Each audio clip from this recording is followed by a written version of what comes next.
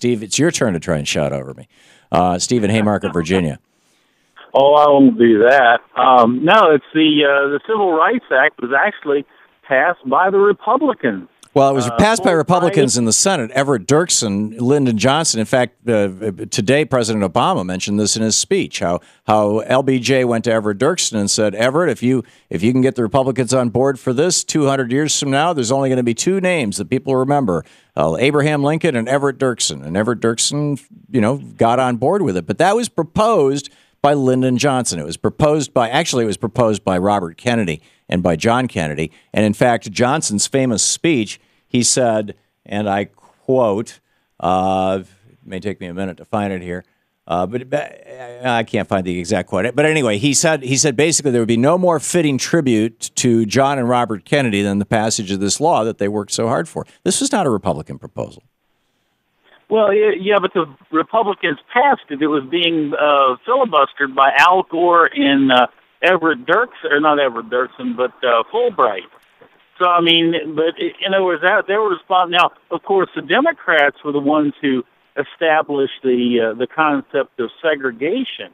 The Democratic Party, you're right, the Democratic Party from roughly the 1860s, well, from the Civil War until the 1940s, maybe arguably the 1930s, had been the party of segregation. And in the South, the Democratic Party was the party of segregation right up to 1964. And that's why when Lyndon Johnson signed that law, he famously said either to Bill Moyers or to somebody in Bill Moyers' presence, if I sign this law, the Democrats are going to lose the South for a generation. And again, something that the president repeated in his speech today.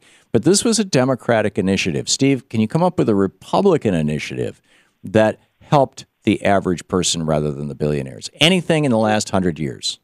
Well, certainly. Any time you have free market principles and anytime you have free market principles, the rich get richer and the working class gets screwed.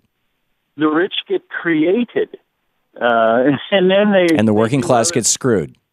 Now, the working class does not get screwed; they get to move on to another employer. Why is it from Reaganomics until today that even though productivity has continued to increase at the same rate it had in the 100 years prior to that, wages have been flat?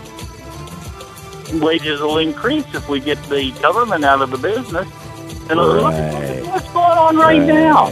There's the whole economy Steve, is stagnant. I'm not buying the magic, pixie dust here stuff. It's 35 years. We've seen this stuff. It's nonsense. You're listening to the Thom Hartmann Program. Visit ThomHartmann.com for audio and video archives. What Paul Krugman calls it, the confidence fairy. If only we get rid of the regulations, confidence will come back to the marketplace and they'll start paying their workers. No, they won't.